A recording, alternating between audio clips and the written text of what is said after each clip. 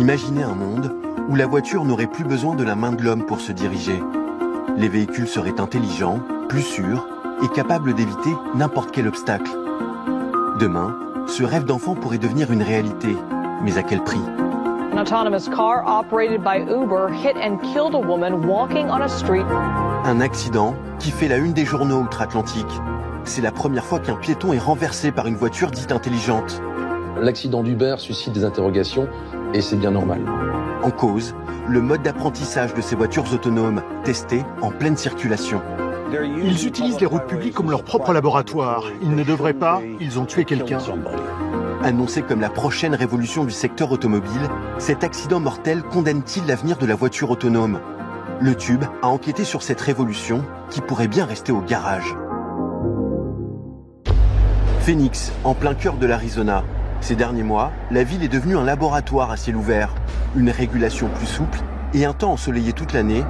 Résultat, pas moins de 7 constructeurs se partagent son agglomération pour tester leurs véhicules autonomes. Parmi eux, Uber, qui a établi ses quartiers à Tempe. Ray Stern est journaliste pour le Phoenix New Times. Le 18 mars dernier, il a été l'un des premiers à couvrir l'accident mortel impliquant un prototype du géant du VTC. La victime traversait la route au moment du drame. Voilà ce qui s'est passé. La victime était en train de traverser la chaussée en poussant son vélo et quand elle arrive à peu près ici, c'est seulement là que la caméra la détecte. Apparemment, l'opératrice d'Uber qui était à bord ne l'a vue qu'à la dernière minute. La victime a été percutée par le côté avant droit du véhicule alors qu'elle était presque arrivée sur le trottoir. Sur ces images, on découvre les secondes qui ont précédé l'accident. Il fait nuit et le véhicule circule en mode autonome à 60 km/h. À son bord, une opératrice qui semble avoir les yeux rivés sur un écran. C'est à ce moment qu'une ombre surgit de la route, mais il est trop tard pour reprendre les commandes. Pour Ray Stern, un conducteur aurait pu éviter l'accident. La voiture n'a même pas freiné ou tenté de l'éviter. N'importe quel humain aurait eu comme réflexe de tourner son volant ou de piler. Cette voiture n'a pas fait ça. Et c'est surprenant parce qu'elle était équipée d'un lidar de Velodyne sur son toit.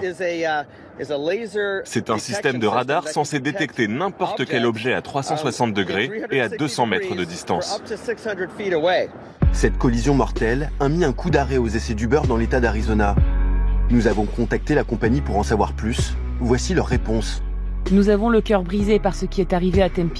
Nos voitures restent au garage. Nous apportons toute notre collaboration à l'enquête en cours. Nous continuons de croire que la technologie a le pouvoir de rendre nos déplacements plus sûrs que jamais. Uber défend sa technologie car cet accident mortel a ravivé les craintes des conducteurs américains. Pour John Simpson de l'association de consommateurs Consumer Watchdog, la voiture autonome inquiète. Nous avons reçu des messages de personnes qui avaient peur de prendre la route avec des véhicules en mode autonome.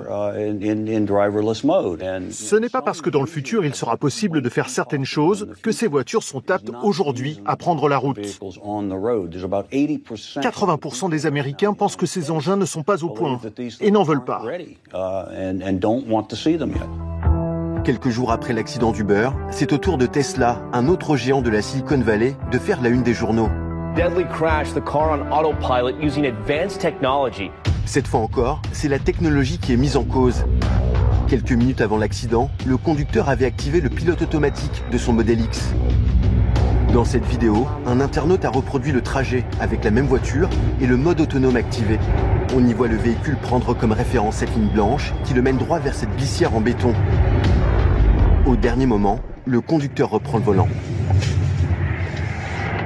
Pour Andrew Ménard, professeur à l'université d'Arizona, le système de détection des voitures autonomes n'est pas encore une science exacte. Nous savons que c'est la partie la plus difficile, et on l'a vu avec les problèmes récents d'Uber et de Tesla. Cela fait malheureusement partie du développement de ce genre de technologie. Vous pouvez faire autant de simulations que vous voulez, à un moment donné, vous êtes obligé d'aller sur la route, et vous devez apprendre de vos erreurs, tout en espérant que ces erreurs soient sans conséquence. Ces dysfonctionnements à répétition condamnent-ils l'avenir de la voiture autonome? En France, cette technologie aura bientôt le droit à son salon. Dans quelques mois, se tiendra à Paris le Mondial de l'automobile. Et parmi les grandes attractions de prévues figurent les véhicules intelligents. Ces nouvelles technologies sont une opportunité pour une industrie automobile à plus forte valeur ajoutée.